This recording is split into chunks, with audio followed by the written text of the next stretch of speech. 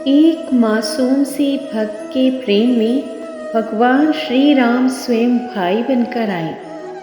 अयोध्या के निकट ही पौराणिक नदी कुटिला है, जिसे आज टेढ़ी कहते हैं। उसके तट के निकट ही एक परिवार रहता था।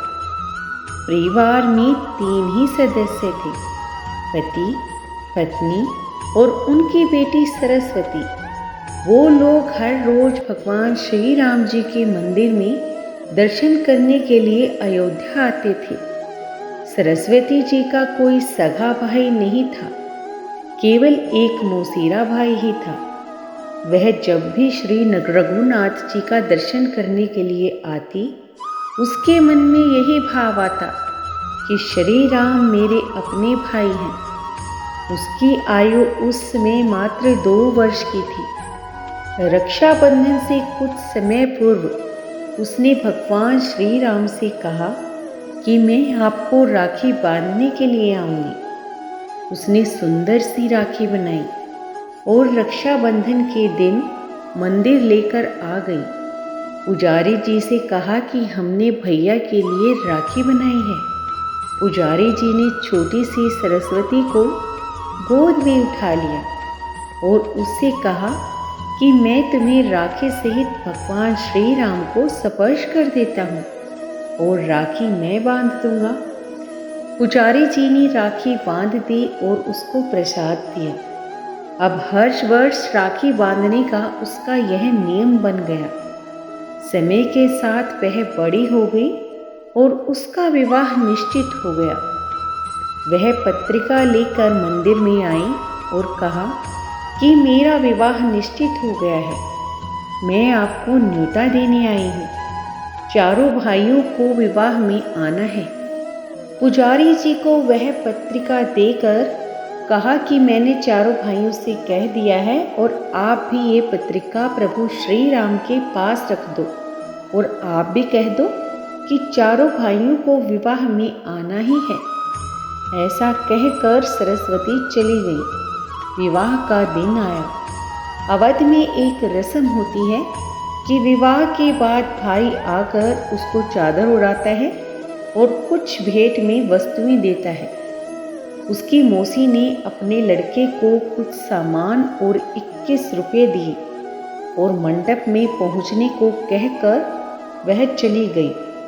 उसका मौसीरा भाई उपहार, वस्त्र और 21 रुपये लेकर सारा सामान रिक्शा पर बांधकर विवाह मंडप की ओर चल पड़ा।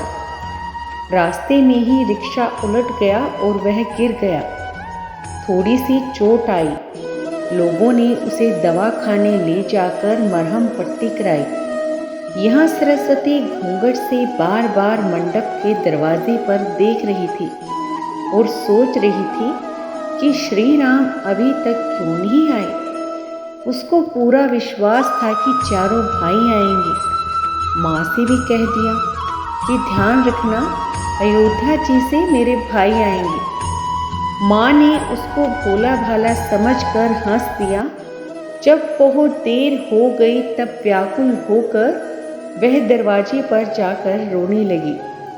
दूर दूर के रिश्तेदार आ गए, पर मेरे भाई क्यों नहीं आए? क्या मैं उनकी बहन नहीं हूँ? उसी समय 4 बड़ी मोटर गाड़ियाँ और एक बड़ा ट्रक आते हुए उसने देखा। पहली गाड़ी से उसकी मौसी का लड़का और उसकी पत्नी उतरे। बाकी गाड़ियों से और 3 जोड़ियाँ उतरी। मौसी के लड़के के रूप में भगवान श्री राम ही आए थे। रतन जड़ित पगड़ियाँ, वस्त्र, हीरों के हार पहन रखे थे। श्री हनुमान जी पीछे ट्रक में सामान भरकर लाए थे।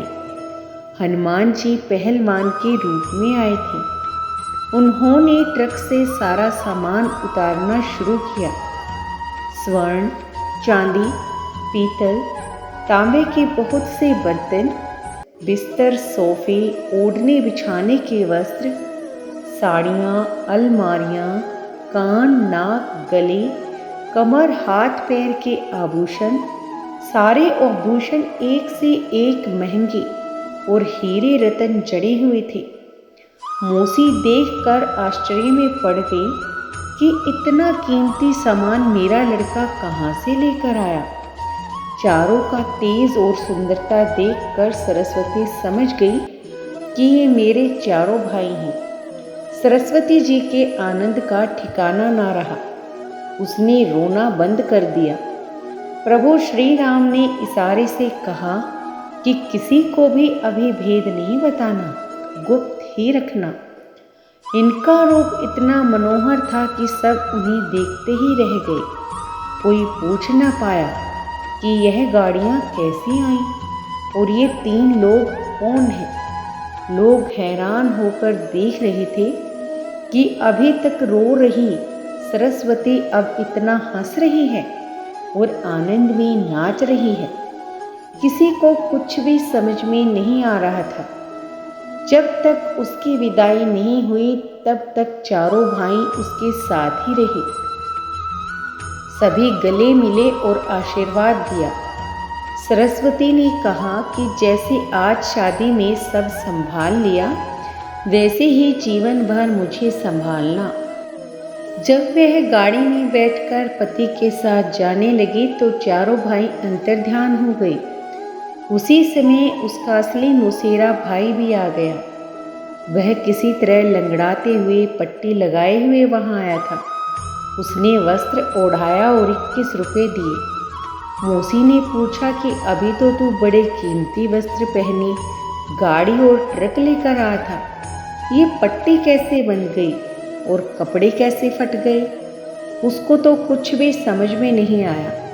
अंत में सरस्वती से उसकी माँ ने एकांत में पूछा कि बेटा सच सच बता कि क्या बात है, ये चारों कौन थे।